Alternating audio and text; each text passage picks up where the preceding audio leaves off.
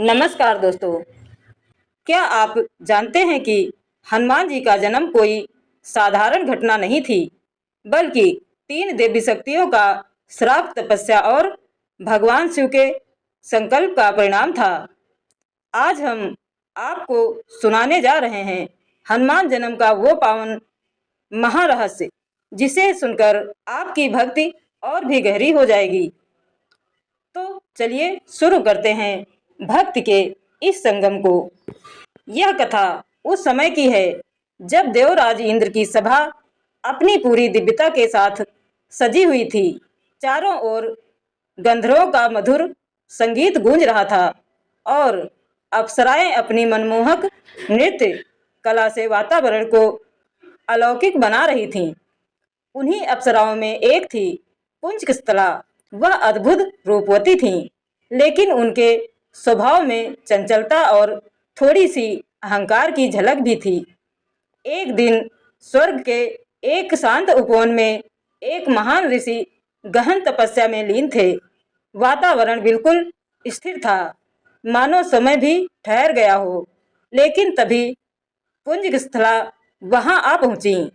अपनी चंचलता के कारण उन्होंने ऋषि का ध्यान भंग करने का प्रयास किया। कभी हंसी, कभी नृत्य, कभी चेष्टाएं। पहले तो ऋषि ने सहन किया, पर जब सीमा टूट गई तो उनका क्रोध अग्नि बनकर फूट पड़ा। हे अप्सरा, तुम्हें अपने रूप का इतना अभिमान है। जाओ, तुम्हारा यही रूप अब वानर जैसा हो जाएगा। यह सुनते ही पुंजकस्थला के प्राण जैसे सूख गए हों। वह रोते हुए उनके चरणों में गिर पड़ी। ऋषि का हृदय पिघला। उन्होंने कहा, यह श्राप अब टल नहीं सकता, लेकिन सुनो, तुम पृथ्वी पर अंजना बनकर जन्म लोगी और तुम्हारा पुत्र स्वयं महादेव का अंश होगा। वही तुम्हें इस श्राप से मुक्त करेगा।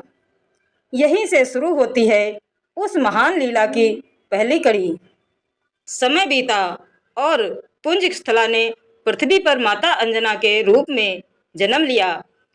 उनका विवाह वानर राज केसरी के साथ हुआ। सब कुछ था, वैभव, सम्मान, प्रेम, लेकिन एक कमी थी, संतान की। यह कमी उनके हृदय को दिन रात कचोड़ती थी। एक दिन वह मतंग ऋषि के पास पहुंची। ऋषि ने कहा, यदि तुम सच्चे मन से भगवान शिव की तपस्या करोगी तो तुम्हें एक अद्भुत पुत्र मिलेगा। बस फिर क्या था, अंजना ने राजमहल छोड़ दिया, पर्वतों की कदराओं में जाकर तपस्या शुरू कर दी। वह केवल वायु पर जीवित रहने लगी। दिन रात एक ही मंत्र, ओम नमः शिवाय। उनकी तपस्या इतनी प्रचंड थी कि देवलोक तक कंपित हो गया। उधर कैलाश पर भगवान शिव माता पार्वती के साथ विराजमान थे।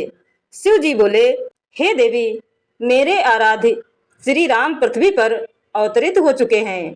मैं उनकी सेवा करना चाहता हूँ, लेकिन मेरा रुद्र रूप अत्यंत प्रचंड है, इसलिए मैं अपने एक अंश को वानर रूप में भेजूंगा। और यही था रुद्र अवतार का रहस्य। शिव जी ने अपने 11वें रुद्र का तेज उत्पन्न किया और उसे सौंप दिया वायुदेव को। उधर अयोध्या में राजा दशरथ पुत्र प्राप्ति के लिए यज्ञ कर रहे थे। अग्निदेव प्रकट हुए और दिव्य खीर दी, लेकिन नीति को कुछ और ही मंजूर था। एक दिव्य चील उस खीर का अंश लेकर उड़ गई और आकाश में उड़ते हुए वायुदेव ने उसे गिरा दिया और वो खीर सीधा जा गिरी माता अंजना के हाथों में, जो उस समय तपस्या में लीन थीं। अंजना ने इसे शिव का प्रसाद समझकर ग्रहण कर लिया। उसी क्षण शिव का रुद्र अंश उनके गर्भ में स्थापित हो गया। 9 महीने बाद चैत्र पूर्णिमा की पावन रात, जब चंद्रमा अपनी पूर्ण आभा में था, एक दिव्य बालक ने जन्म लिया। वह साधारण बालक नहीं था। कानों में कुंडल, शरीर पर जनेऊ, मुख पर तेज और चारों ओर दिव्य आभा। जैसे ही वह जन्मे, आकाश से पुष्प वर्षा होने लगी। देवताओं ने दुमदुमी बजाई, पूरा ब्रह्मांड गूंज उठा। जय हनुमान, जय हनुमान। जन्म के कुछ ही समय बाद बालक हनुमान ने सूर्य को फल समझ लिया और उसे खाने के लिए आकाश में उड़ पड़े। देवता चकित रह गए। इंद्र ने वज्र चला दिया, लेकिन वायुदेव क्रोधित हो गए। उन्होंने समस्त संसार की वायु रोक दी। तब सभी देवताओं को आकर हनुमान को वरदान देना पड़ा। अजर अमर, असीम बल, अजय प्रक्रम। यह कोई साधारण जन्म नहीं था। यह श्राप से शुरू हुई, तपस्या से निखरी और शिव के संकल्प से पूर्ण हुई एक दिव्य गाथा थी। हनुमान जी केवल एक वानर नहीं, वे भक्ति, शक्ति और समर्पण का सजीव रूप हैं।